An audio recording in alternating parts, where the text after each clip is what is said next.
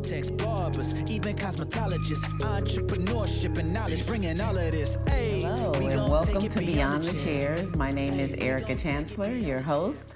And today we have Miss Denise Jarrett in the house. Welcome, Denise. Oh, welcome. I'm so happy to be here. Good, great. I'm glad you're here. So you want to introduce yourself to us? Tell us a little bit about yourself. Oh, I'm Denise Jarrett. I go by 007 Blondie, and I'm the founder of Hair-braiders Association. Yes, Hair-braiders. Yes. So Denise, I met Denise online. And Denise has just been dropping so much knowledge to me about this business when it comes to law, when it comes to how they're enforcing stuff that they ain't got no business enforcing.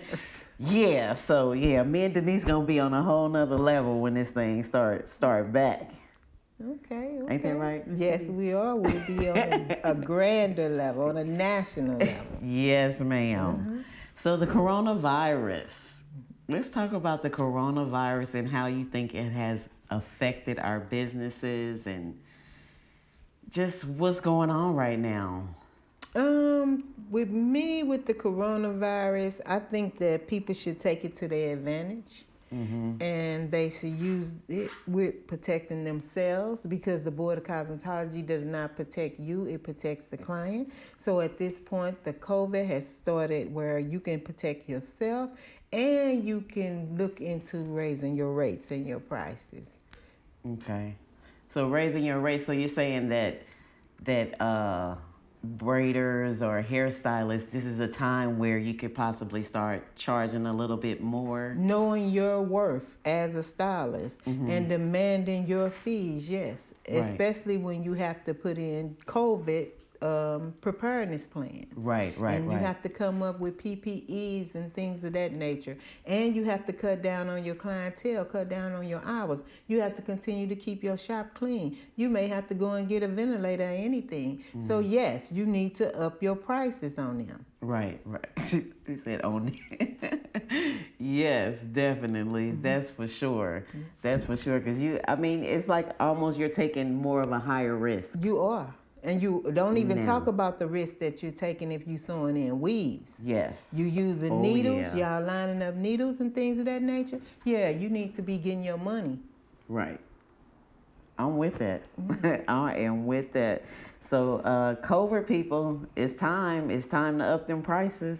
Yes. It's time to ask for a little bit more, because now you might even want to start providing masks for your clients if they come in there without a mask.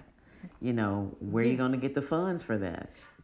Your client ought to want to come into a salon that's clean and has masks and demanding that the salon is clean so that they can sit down in the shop and not carry home the COVID to their family and their family members. They shouldn't want to go to a nasty shop. They should be looking for the highest priced shop out there with all the cleanest stuff, because that's where I'm going. Exactly. Especially since I haven't been able to get my hair done for 3 months. I really don't care what it looks like. I just need it cleaned, and so I want to get it done in a place that's clean. Yes, and then I know, like you said, I'm not carrying the COVID back to my household. Exactly. Yes, so, oh my gosh, this COVID, I don't know when we're going to be over it. I hope we never really get over it, because I'm tired of seeing dirty salons, to be frank. I hope we never get over it. If it's really to our community, in our industry, we can self-regulate. We don't need the Board of Cosmetology to tell us these things. So if everybody implemented their preparedness plan and made sure that they was walking around safe, we wouldn't need them. We wouldn't have to be paying them $190 and more. Right. No. Do this. Keep your shop clean. Make sure your stuff clean. Then you don't have to worry about this. Exactly. That's true. Yeah. And Gavin closing us down. He shouldn't even. Well, Gavin is closing down cosmetology salons. Yes. Gavin does not control hair-braiders or natural hairstylists. Thank you for saying that. And that's where we need to understand, instead of sitting around here with what I call Juneteenth syndrome. Juneteenth You free. syndrome. You don't got to be waiting on him to tell you nothing. That's what I mean. Get your masks, keep your shop clean, and get your money. Right. And that's a trip that even when Gavin made that statement, he did not differentiate between hair braiders in cosmetologists, because there is a difference, correct? Yes, it is a difference, and they want you to be living back in the day like Lincoln and all of that, and I know you totally free. You are license liberated. You go outside, do a massive burning of your license. I really don't care. But I told you we have a free. massive burning of our license. Once I can get people to know that they are free They from are free. licensure. They probably don't even use relaxers. They don't use sodium hydroxide. They don't use thioglycolate. They don't use half of the things that the Board of Cosmetology regulate, but yet they still waiting on the Board of Cosmetology to tell them what to do. Exactly. No, you free. And I think that's an education that we just haven't been taught, Denise. A lot of people don't know that, and the board, of course, is not going to tell you that. They want your money. Well, because back then you signed up to learn chemicals. You signed up to learn relaxers. Mm-hmm. Now times have changed. We've evolutionized. Most people doing sew-in weaves. They doing glue-on weaves. They twist out and they doing dreads. More Men are natural not styles. doing texturizers. Mm-hmm. You know, only a couple of few football players may have bleach on their dreads, but they first had to go to the natural hair stylist to get the dreads, then go and get it bleached by the cosmetologist. Right. And that's where everybody not understanding that these are two separate things in two separate roads. Even as barbers are they do chemical processes, but hair braiding barbers only do cuts. That's it. They not around here doing texturizers. They not doing bleaching. The closest thing they doing is Beijing blacks, and those are depositors. Right. But you have to. All of this is brand new role for us black educators to teach, to have our own intellectual property and teach this new curriculum for natural hairstyling. This is a whole new industry. This is not the same thing. And that's the thing that I'm trying to get out here, is to help people differentiate the difference between being a cosmetologist and being a natural hairstylist or a hair braider. Yes. Because it is a difference. Cosmetologists, we were regulated because of the use of chemicals. So using hair colors, things that could actually do damage, I guess you can say, to the body. Yes. That you can damage the person. They could be allergic to it if you put a color on it. Or, that's why you have to do the PD test. Or the relaxer. You can burn somebody and that may cause an infection in the skin. So those are the things that we learn from chemicals. Yes. As far as cosmetologists. But when you're talking about being a natural hairstylist, a braider, you're not using chemicals. No. And cosmetologists, or the board, does not regulate natural hairstyling, believe it or not. Right. And our community, our culture, black people, we need those intellectual properties out of y'all. Just like Lil Boosie, he made his own haircut.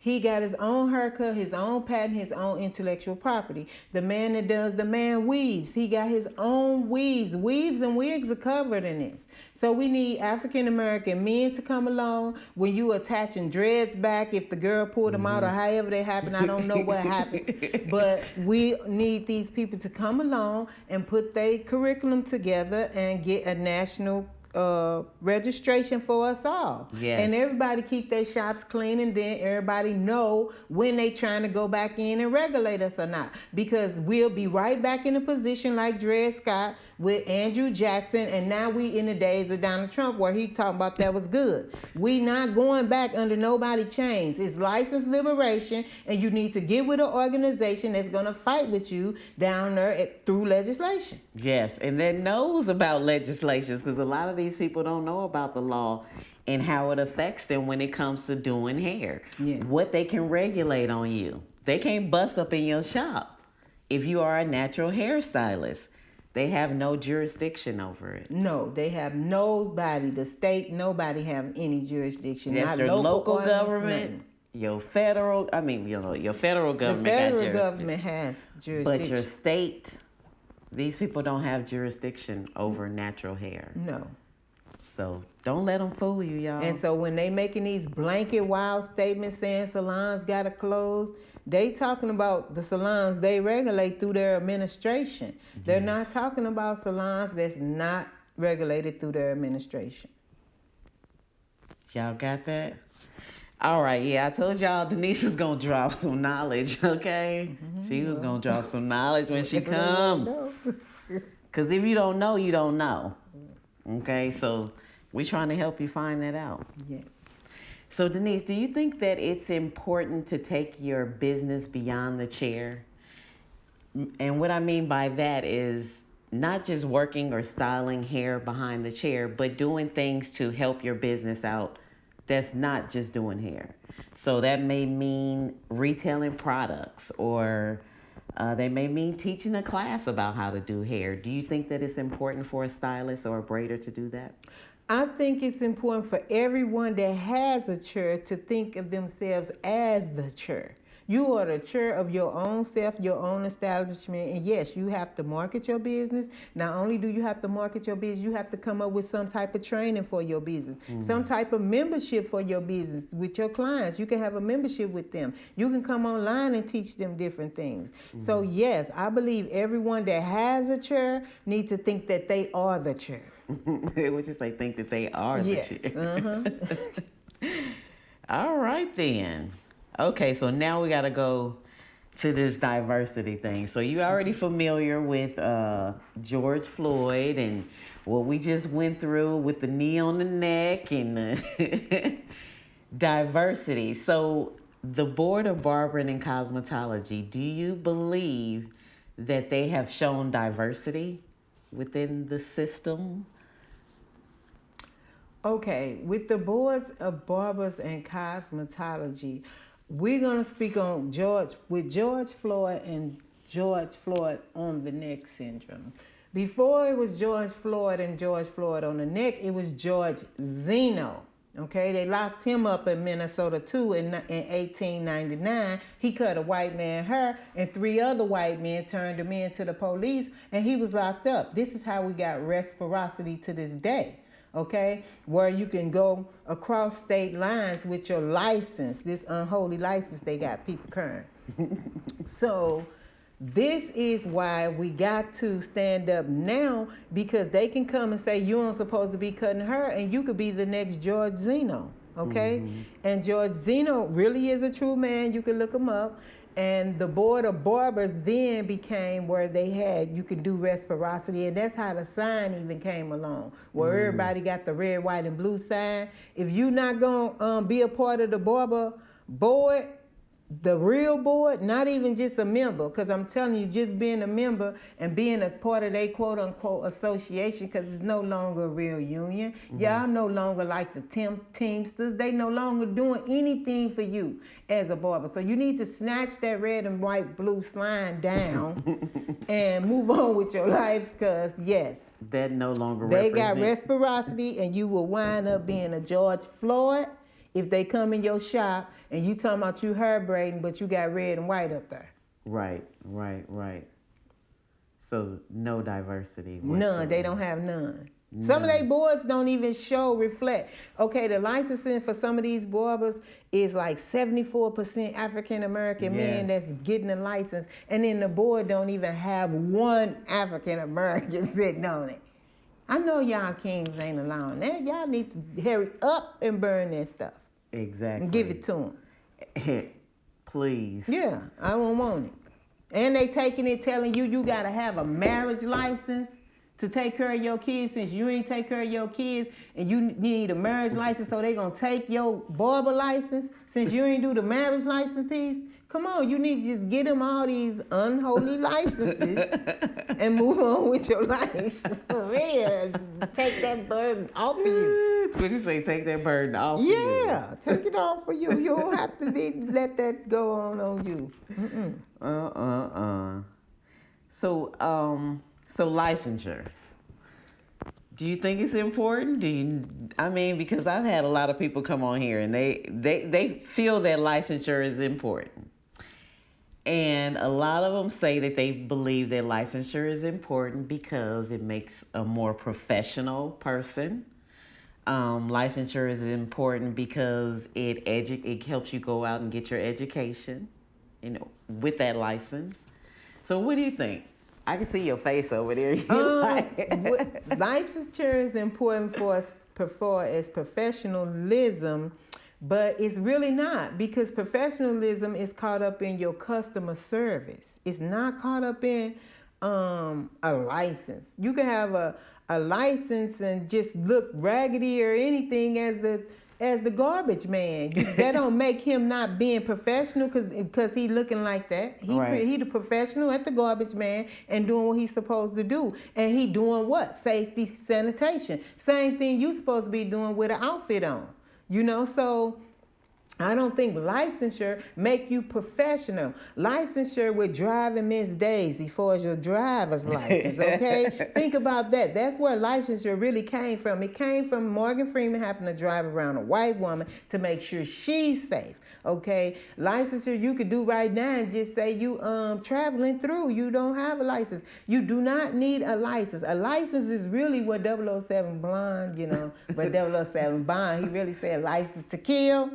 That's what it's for. That's what these police is using. Now, everybody got. I got a license as a cosmetologist. Why? Because I'm going to have a razor blade and some scissors. All right? These people have weapons that have licenses, and the only thing it do is make it negate how much they got to get charged for when they negligent. Damages. Okay? And that's about it. Damages. That's what your license do. Yeah, that's it. As long as you in good standards with your license, then they're okay. He only got to pay what really happened. If you didn't have no license, you got to pay 3 times what really happened. Mm-hmm. Okay? So, y'all, that's just License 101 and what licensure is all about. Yeah, that's what it is all about. It's a little deeper than that, but we're going to say that for another day. We're going to say that for another day. I think some people and some stuff need to have license, but I think it's just really overly regulated for its license. Definitely. Like, the board now is about to get a license or a permit. Mm-hmm. So you already have your license, so you're paying for your license, but you got to get a permit now to go outside of the salon or outside of your house to perform services. Yes. So that means that if I go to your house and do your hair, now the board says I have to have a permit to do that. Otherwise, I'm doing that illegally, even though I already have my license. And you can't be doing chemicals when you go there. You're only supposed to be doing natural hair services. Is that right? I didn't know that portion was a part of it. Yes. Okay. The permits don't allow you to use chemicals out there in events. So that permit would not even allow them to color the hair or relax the hair or retouch the hair with... No chemical processes. Yeah, so by being signed up to their RICO laws and being in their gang and being in their group, you have to follow their rules. Right. And their rule says that if you're outside of your establishment, that you have to have this permit now. Yeah. And they're actually voting on this. So y'all get out there and y'all vote on this and tell them we don't need no more licensure. Nothing. Y'all getting this money from us already and ain't doing nothing. What are you doing? I want the Board of Barbering and Cosmetology to tell me, what are you doing for us? Because you're getting this money from me for the last 25 years. They really aren't. The Board of Cosmetology in California really isn't doing anything for anybody, because they even have a warning, a sign say they can't tell you to close down. They just recommend you close down. They sure did say that. What? They sure said that. So, but that lets them know that at least they know they're what they can regulate on. Their recommendations. That's all you know is the recommendations. That's all you know is your recommendation. Close down because the board said it. So they scared to even come out. They might don't got no mask either. Because they don't have nothing. Right. So they scared to even come out and look. So just recommend, so don't nobody call in and do the hotline and you wind up like George Floyd. With a knee on your neck. Yeah. All because you're trying to provide for your household. Yeah. All because you're trying to just go to work. Because we didn't get any of the SBA loans or the disaster loans or any of that. So you gotta put your COVID mask on, clean up your shop, charge this person more money since they want to go laughing and giggling in front of their husband or wife or whoever they're going to, because they supposed to be on quarantine, and get your money. And get your money. So Denise, what type of advice would you give a cosmetologist or a hair braider that's new, that's getting ready to come into this business? What kind of advice would you give them? They new. Yeah, they're brand new. Like Armani, maybe. I would just say trends and hairstyles are going to always be around. Don't let nobody trick you talking about you got to go to barber school or cosmetology school to learn something. That on-base roller setting and all of that one clipper cutting and all that, you can learn from a coach, an online coach or online stylist that'll take you under their wing. I would not advise anyone to go to cosmetology school for $5,000 or more to anybody's school. That's it. You would? No, that's it. The end of that. Anybody got any more money talking about? No, I'm not going. Especially you brand new, it needs to be $5,000 or less, and you don't need to sign up with no license. So you suggest that so how will you expect these people to learn techniques and skills? They will learn techniques and skills behind the chair and beyond the chair by going to Barner Brothers. They'll be going to different people online classes. It's a bunch of them out there that do trends. The wig it out person. He do the she or whatever. I'm trying to be gender correct, so don't come for me, all right? Well, whoever these people are, y'all know what I'm saying. They do these hairstyles and they is making money and they charging for wig pieces and they doing Carly B, they doing all these people. You'll go to their classes and that's where you will learn. That's where you will spend your $20,000, your $50,000 learning from them, because they know. Right. They know, they have the trends and the techniques and the skills. Right. And you're not just tucked in this basic level of understanding that, because like you say, the on base, off base, all that stuff is right. All that is Caucasian European hairstyling for one.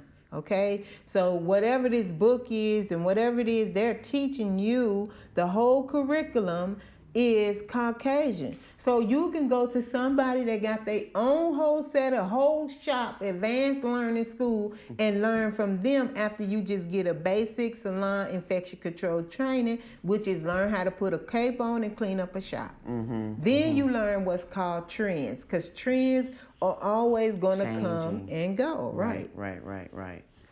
So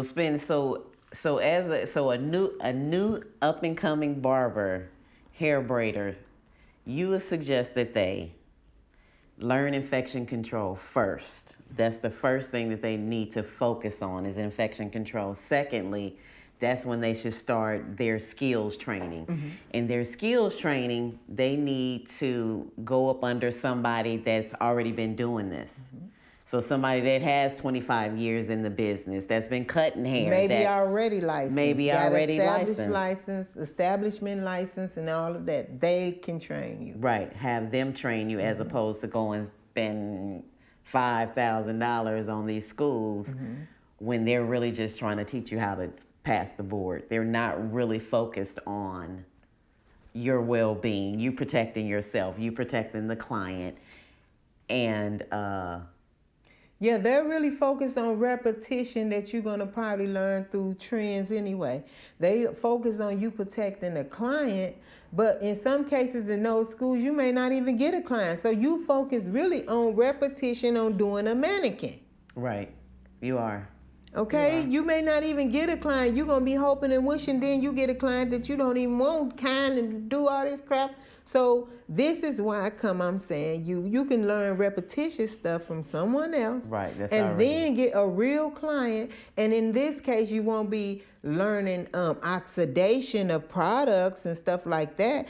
That's what you should be learning at the cosmetology school. On the floor. Right. They shouldn't even be taking people that's not wanting to get a chemical service from now on. Right. Because they supposed to be teaching you chemicals. Right. All right? So if you might go to the school and not even get a person that's going to get for chemicals, you may never even really do a chemical and still go through 1,600 hours. 1,600 hours plus pass the exam and never did a relaxer. And a black person walked through the door of your shop and you got to turn down that money on a virgin relaxer because you don't know how to do it. Right. All you know is what the school taught you, this time stuff. You don't know how to really watch that chemical change and revert the S bonds, H bonds, and oxidize. You don't know. Right. Cause and that was another thing, because I didn't get to do a lot of color when I was going to beauty school. So I feel like that's kind of my weakness. But I still jumped in there and practiced and, did it on certain people's hair so that I could get familiar with it. Even sometimes my hair. Yeah, but that's the next thing they but coming for. They coming for their colorists. They going to make colorist specialties and colorist license separate, because natural hair still use colors even though relax hair. So that'll be the next thing they coming for. And the cosmetologists of this era, that's black cosmetologists and black colorists, they should demand that and they should teach those courses. Because we need it. That's why I still wear color.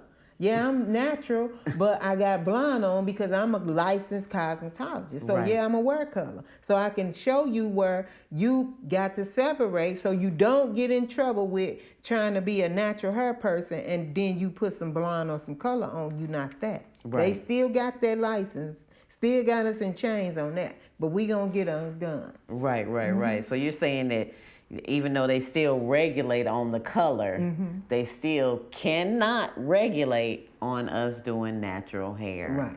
Which they still trying to. In so many ways. Okay, so lastly, just tell me a little bit about Hair-braiders. Tell me about what inspired you to start that. Just tell me about Hair-braiding. Hair-braiders Association is, what happened is in Minnesota, that's where the natural hair statute and law came from in 2006. 3 hair-braiders sued the state of Minnesota Board of Barbers and Board of Barbers Cosmetology. They sued them. The board didn't sue them. They went in there and filed the paperwork on the board. Well, the board lost the case. They was right.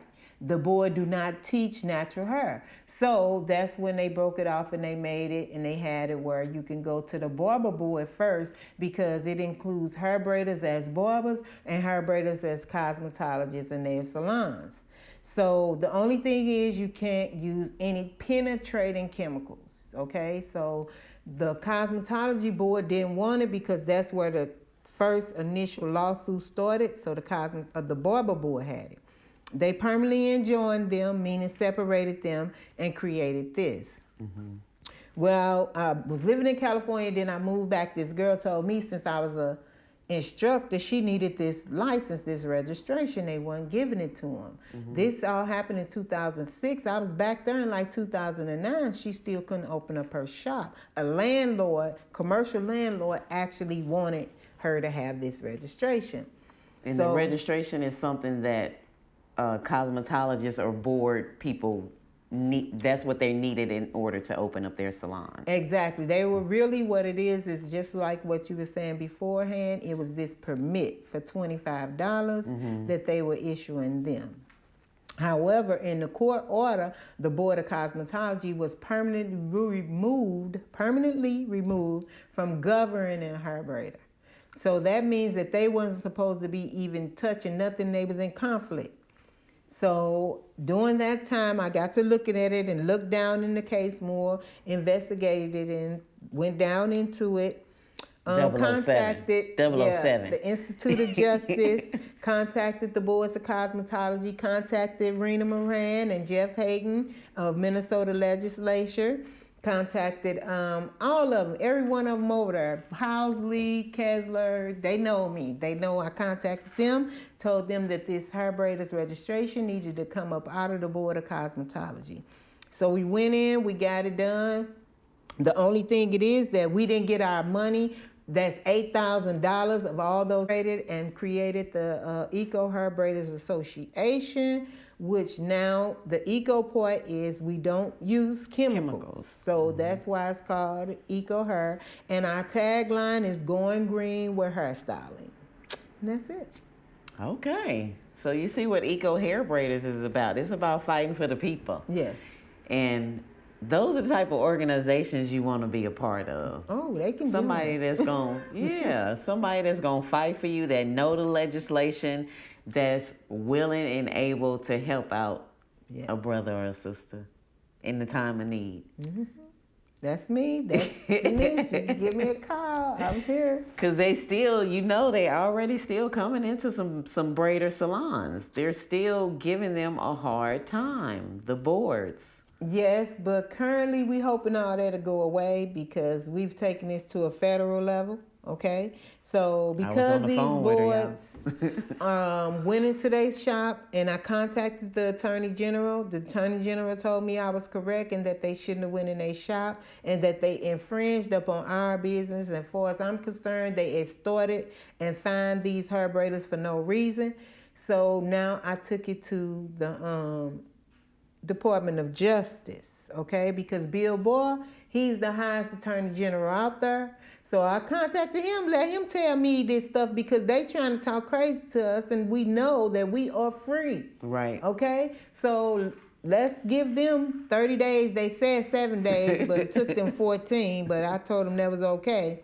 But let's give them 30 more days to see what they say about these governors and these attorney generals just allowing them to extort hair braiders and get damages out of them, and they shouldn't be doing that. So and to not, like you say, Gavin never made a distinction. Mm-hmm.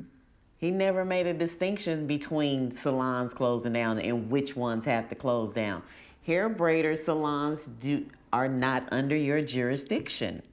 So therefore, you cannot tell them to close down. Plus, they put everybody in danger because they know, the Cosmetology Board know for a fact that people call in on these hair braiders and these barber shops, anything that's not licensed. The one across the street gonna call in on the other one. Oh, they still over there working, so what and then you got the police coming out and you causing another George Floyd or either George Zeno.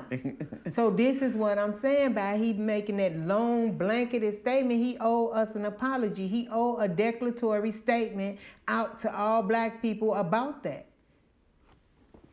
You heard? Mm-hmm. Yes. But of course, we probably will never see it. I don't speak on never seeing. I'm gonna see it. I'm gonna get it from the DOJ. The DOJ gonna give me a document. I'm not going for that. I never go for anything they got going on. And if the DOJ give us a document saying this, they gotta come up with that. Then he has to come up with it. See, I work on Venn diagram. I don't play. Yeah, they got to. They got to come up with something. You're going to either say, yeah, they can be going in these people's shop, or you're going to say, no, they can't. It's justice got to be served. Right, because it's affecting a lot of people. And nobody is speaking up for them. So you got to speak up for them. Say no. Right. Well, y'all, this is Miss Denise Jarrett. If they want to find you, where can they find you, Miss Denise? They can go to denisejarrett.com if they want to, or braiderscourse.com. They both go to the same thing.